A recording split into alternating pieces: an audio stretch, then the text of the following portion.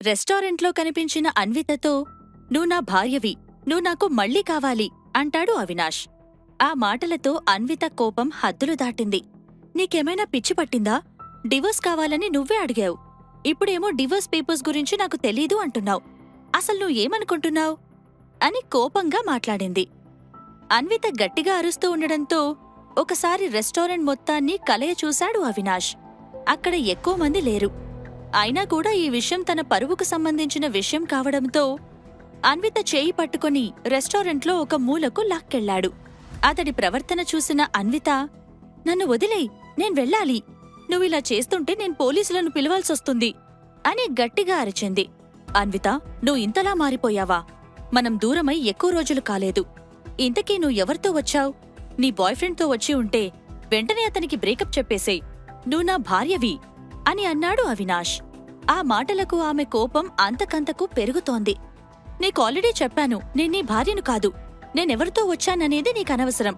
ముందు నన్ను వదిలిపెట్టు అని అతని చేయిని విడిపించుకోవాలని ప్రయత్నం చేసింది అన్విత. రెస్టారెంట్లో జరుగుతున్న వీరిద్దరి గొడవను చూసిన వెయిటర్, సార్, ఏం జరుగుతుందిక్కడ? ఏదైనా హెల్ప్ కావాలా అని అడిగాడు. ఇది నీకు సంబంధం లేని విషయం. నేను నా భార్యతో మాట్లాడుతున్నాను. తను కొంచెం బాధల్లో ఉంది.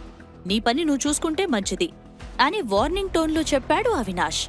అతని మాటలకు వెయిటర్ ఏమి సమాధానం చెప్పలేకపోయాడు.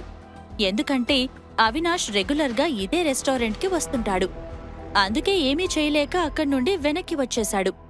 వెయిటర్ వెళ్ళిపోతుంటే, నన్ను కాపాడండి, నేనతని భార్యని కాదు. నన్ను చాలా ఇబ్బంది పెడుతున్నాడు. పోలీసులకు ఫోన్ చేయండి అని గట్టిగా అరిచింది అన్విత. ఆ మాటలు వినగానే అక్కడున్న వెయిటర్లందరూ ఒకరి మొహాలు ఒకరు చూసుకున్నారు. వాళ్లకేం చెయ్యాలో అర్థం కావడం లేదు. అంతలోనే అక్కడికి లాస్య వచ్చింది. అప్పటి వరకు తాము కూర్చున్న టేబుల్ దగ్గర అవినాష్ లేకపోయేసరికి వెతుకుతూ అక్కడికి వచ్చింది లాస్య. అక్కడ అవినాష్ అన్వితతో ఉండడంతో షాక్ అయిపోయింది. అన్విత చేతిని అవినాష్ పట్టుకోవడం లాస్యకు అస్సలు నచ్చలేదు. మనసులోనే అన్వితను ఎన్నో తిట్లు తిట్టుకుంది. అక్కా, నువ్వేంటిక్కడా అంటూ క్వశ్చన్ మార్క్ ఫేస్తో అన్విత అవినాష్లను చూసింది లాస్య. అవినాష్, అదిగో పెళ్లి కాకుండానే నీ వైఫ్ అంటూ చెప్పుకొని తిరిగే అమ్మాయి వచ్చింది. ఇక నా చెయ్యి వదులు అని అతని వైపు చూస్తూ అంది అన్విత. అయినా కూడా అవినాష్ ఆమె చేతిని వదల్లేదు. అలా అని ఆమెతో ఏమీ మాట్లాడలేదు. లాస్య రావడంతో ఏం మాట్లాడాలో అతనికి అర్థం కాలేదు. ఇటువైపు లాస్య అన్విత చేయిని అవినాష్ ఎప్పుడు వదులుతాడా అని చూస్తూ ఉంది. అంతలో, మర్యాదగా నన్ను వదిలే అవినాష్. లాస్య, నువ్వైనా చెప్పు, లేదంటే నేను పోలీస్ కంప్లైంట్ ఇవ్వాల్సొస్తుంది అని చాలా కాన్ఫిడెంట్గా చెప్పింది అన్విత.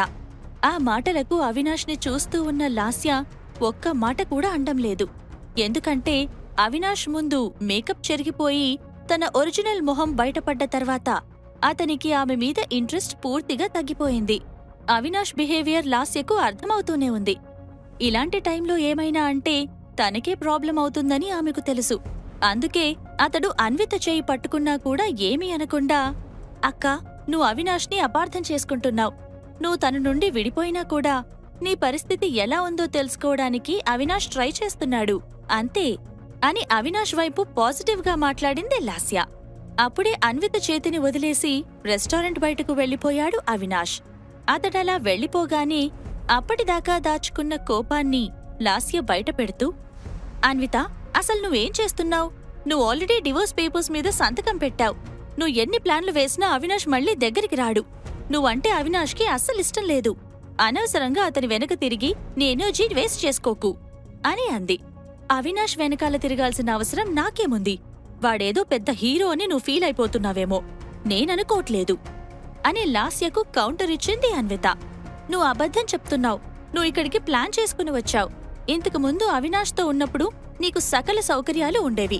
ఇప్పుడు డివోర్స్ తీసుకున్నాక అవన్నీ నీ దగ్గర లేవు. ఇంత కాస్ట్లీ రెస్టారెంట్కి నువ్వు వచ్చావంటేనే అర్థమవుతుంది నువ్వు అవినాష్ని నీ వైపు తిప్పుకోవాలని ప్రయత్నిస్తున్నావని. నాకు తెలిసి నువ్వు ఈ రెస్టారెంట్కి ఇంతకు ముందు ఎప్పుడూ వచ్చి ఉండవు. నేను అవినాష్ మాత్రమే ఇక్కడికి చాలాసార్లు వచ్చాం అని అంది లాస్య. పైకి అలా అంది కాని అన్విత ఇప్పుడు చాలా అందంగా కనిపించడంతో లాస్యకు లోలోపల ఏదో తెలియని టెన్షన్ మొదలైపోతోంది. ఇక లాస్య మాటలకు ఇరిటేట్ అయిన అన్విత, నీకింకోసారి చెప్తున్నా, అనవసరంగా నన్ను విసిగించకు. ఎప్పుడైతే ప్రెగ్నెంట్ అయిన నిన్ను తీసుకొచ్చి నా ముందు నిలబెట్టాడో ఆ రోజే నా గుండె పగిలిపోయింది. ఇప్పుడు అతని గురించి నేనస్సలు ఆలోచించడమే లేదు. ఇక వెళ్ళు, ఆ ప్లాన్లేవో నువ్వు వేసుకో అని వార్నింగ్ టోన్లో చెప్పింది.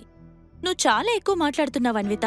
నాకు కోపం వస్తే ఏం చేస్తానో నాకే తెలీదు అంటూ లాస్య రెచ్చిపోతుంటే అప్పుడే బాత్రూంలో నుంచి బయటకు వచ్చిన ప్రియా గొడవ పడుతున్న లాస్య అన్వితలను చూసి, ఏం చేస్తున్నావు నువ్వు?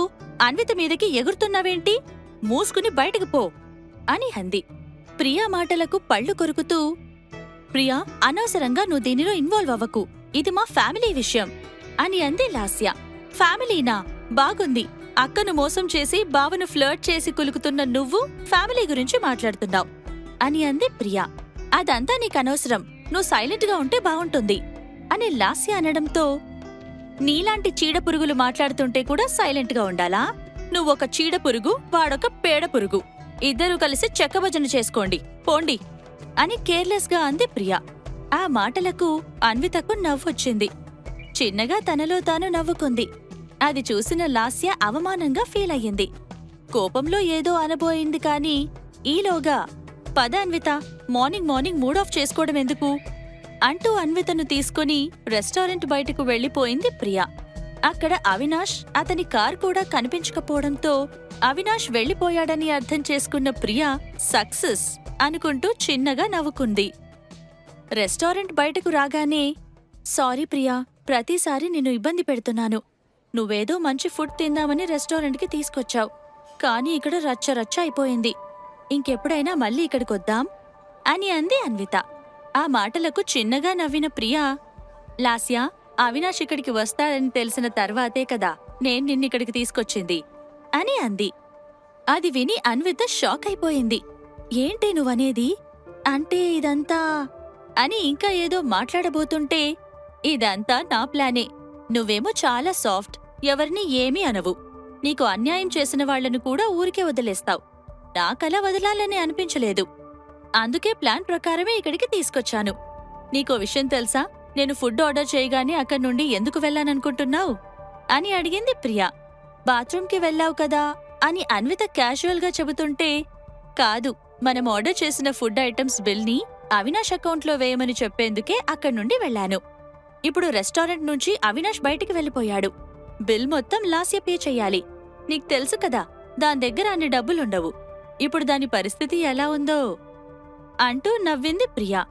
అమ్మో, ఎంత పెద్ద ప్లాన్ వేశావే! అందుకే అన్ని ఫుడ్ ఐటమ్స్ ఆర్డర్ చేశావా అని ఆశ్చర్యపోతూ అడిగింది అన్విత. అవునన్నట్టుగా నవ్వింది ప్రియా. ఇటువైపు రెస్టారెంట్లో ఉన్న లాస్య దగ్గరకు వచ్చిన వెయిటర్, మేడం బిల్ అంటూ ఆమె చేతికి అందించాడు. ఆల్రెడీ కోపంలో ఉన్న లాస్య బిల్ వైపు చూడకుండానే ఎంత అని అడిగింది. 2,20,000 రూపాయలు అని వెయిటర్ చెప్పగానే, వాట్, 2 లక్షలా? మేం జస్ట్ బ్రేక్ఫాస్ట్ చేశామంతే కదా, బిల్ ఇంతలా ఎందుకయింది? మీరు కస్టమర్స్ని ఇంతలా మోసం చేస్తున్నారా అని కోపం తెచ్చుకుంది లాస్య. మేడం, మీరు పొరపాటు పడుతున్నారు. మా రెస్టారెంట్ ఓపెన్ అయ్యి 8 ఇయర్స్ అవుతోంది. అప్పటి నుండి ఇప్పటి వరకు ఫుడ్ ఐటమ్స్ రేట్స్ కొంచెం కూడా పెరగలేదు. అయినా ఈ బిల్ ఇంతలా కావడానికి కారణం ఆ 2 లేడీస్. వాళ్ళు చాలా ఫుడ్ ఆర్డర్ చేశారు. ఇప్పటి వరకు మీతో వాదించారు చూసారా, వాళ్లే అని చెప్పాడు వెయిటర్. వెయిటర్ మాటలతో లాస్యకు పిచ్చి కోపం వచ్చింది. మీకేమైనా పిచ్చి పట్టిందా? వాళ్ళు తిన్నదానికి నేనెందుకు బిల్ కట్టాలి అని అడిగింది లాస్య. అదేంటి మేడం, ఆ 2లో ఒక అమ్మాయి అవినాష్ గారి భార్య కదా. మామూలుగా అయితే బిల్ మొత్తం ఆయనే కట్టాలి. కాని ఇప్పుడు ఆయన బయటికి వెళ్లిపోయారు. ఆయన అసిస్టెంట్ అయిన మీరు మాత్రమే మిగిలారు. అందుకే మేం మిమ్మల్ని అడుగుతున్నాం అని అన్నాడు వెయిటర్. లాస్యకు విపరీతమైన చిరాకు వచ్చింది. అన్వితను అవినాష్ భార్య అండం, తనను అవినాష్ అసిస్టెంట్ అండం ఆమెకు నచ్చలేదు. దెబ్బ మీద దెబ్బ తనకు తగులుతుండటంతో తన మనసంతా ప్రతీకారంతో రగిలిపోయింది. వెయిటర్ మీద అరిచి ఎలాంటి లాభం లేదనుకొని వెంటనే కార్డ్ స్వైప్ చేసి బిల్ పే చేసింది. ఆ తరువాత తన తల్లికి కాల్ చేసింది. మమ్మీ, నువ్వు ఎప్పుడొస్తున్నావు అని అడిగింది. అటువైపు నుంచి సమాధానం రాకపోవడంతోనే కాల్ కట్ చేసి రెస్టారెంట్లోంచి బయటికి వచ్చింది లాస్య. అన్వితను హోటల్ రూమ్ దగ్గర దించేసి ఇంటికి వెళ్లిపోయింది ప్రియా. రూంలోకి రాగానే అన్వితకు షాడో నుండి కాల్ వచ్చింది. ఈరోజు చాలా కోప్పడినట్టున్నావు కదా అని అడిగాడు షాడో. తన గురించి ప్రతి చిన్న ఇన్ఫర్మేషన్ కూడా షాడోకి ఎలా తెలుస్తుందో ఆమెకు అర్థం కాలేదు. చాలాసార్లు దాని గురించి ఆమె ఆలోచించింది. అయినా కూడా దానికి ఆన్సర్ తెలియకపోవడంతో ఊరుకుండిపోయింది. ఏంటి, ఏం మాట్లాడవు అని షాడో మళ్ళీ అడగడంతో ఈ లోకంలోకి వచ్చిన అన్విత, అవును, చాలా అంటే చాలా కోపం తెచ్చుకున్నాను. నిజం చెప్పాలంటే రివెంజ్ తీర్చుకున్నాను. అదంతా ప్రియవల్లే. నేను వీక్గా ఉండొద్దు అని తను పదే పదే చెప్తుంది. ఇక నుండి నిన్ను స్ట్రాంగ్గా ఉంటాను. నన్నెవరైనా ఏదైనా అంటే అస్సలు ఊరుకోను.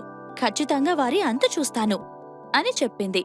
అన్వితలో కోపం ఇంకా తగ్గలేదని అర్థం చేసుకున్న షాడో చిన్నగా నవ్వుతూ, ఈ లోకంలో భయానికి చోటు లేదన్విత. భయపడే వాళ్లను ఇంకా తొక్కేస్తారు. మనకు అన్యాయం చేసిన వాళ్లతో నువ్వెంత అంటే నువ్వెంత అన్నట్టుగానే ఉండాలి. సొసైటీ అలా తయారైంది. ఒకవేళ నువ్విలా లేవనుకో, నీకు లైఫ్ ఉండదు అని మోటివేషన్ క్లాస్ తీసుకున్నాడు. అవునన్నట్లుగా సమాధానమిచ్చిన అన్విత, ఈరోజు నీకోసం బిర్యానీ చేయనా? నేను బిర్యానీ చాలా బాగా చేస్తాను అంటూ టాపిక్ మార్చేసింది. ప్రతిసారి అవినాష్ లాస్యల గురించి మాట్లాడ్డం ఆమెకు అస్సలిష్టం లేదు. బిర్యానీయా? అమ్మో, లావైపోతాను అని షాడో అండంతో, ఏం పర్లేదులే, భరించేది నేనే కదా అని కవ్వించింది అన్విత. అన్విత మాటల్లో రొమాన్స్ ఉట్టిపడడంతో, బేబీ, ఈరోజు మంచి హుషారుగా ఉన్నట్టున్నావు. రాత్రికి తొందరగా రమ్మంటావా అని నవ్వుతూ అడిగాడు షాడో. అంతలోనే ఫోన్ కట్ అయిపోయింది.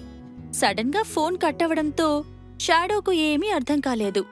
వెంటనే మళ్లీ అన్వితకు ట్రై చేశాడు. కాని కాల్ కలవలేదు. మళ్లీ చేశాడు. అయినా కూడా సేమ్ రెస్పాన్స్ వచ్చింది.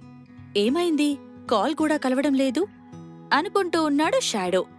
రూంలో అన్వితకేదైనా సమస్య వచ్చిందా? అవినాష్ లాస్యల మీద కోపం తెచ్చుకోవడంతో వాళ్ళిద్దరూ కలిసి అన్విత మీద రివెంజ్ ప్లాన్ చేస్తున్నారా? ఒకవేళ అదే అయితే నేను సెక్యూరిటీని అలర్ట్ చెయ్యాలి అనుకుంటూ సెక్యూరిటీకి కాల్ చేద్దామని నంబర్ డయల్ చేశాడు. సెక్యూరిటీ నుంచి రెస్పాన్స్ రాలేదు. దాంతో షాడోలో టెన్షన్ మరింత పెరిగిపోయింది. అన్వితకు అపాయం జరుగుతుందేమోనన్న ఆలోచన అంతకంతకు పెరిగిపోయింది. ఇప్పుడేం జరగనుంది? అసలు అన్విత కాల్ ఎందుకు కట్ అయిపోయింది? షాడో అనుకున్నట్లుగానే అవినాష్ లాస్యలు అన్విత మీద రివెంజ్ ప్లాన్ చేస్తున్నారా? ఈ ప్రశ్నలకు సమాధానాలు తెలుసుకోవాలంటే నెక్స్ట్ ఎపిసోడ్ వినాల్సిందే. క్రింద ఇచ్చిన లింక్ ని క్లిక్ చేసి పాకెట్ ఎఫ్ఎం యాప్ ని ఇన్స్టాల్ చేసుకోండి. Stay tune to pocket FM.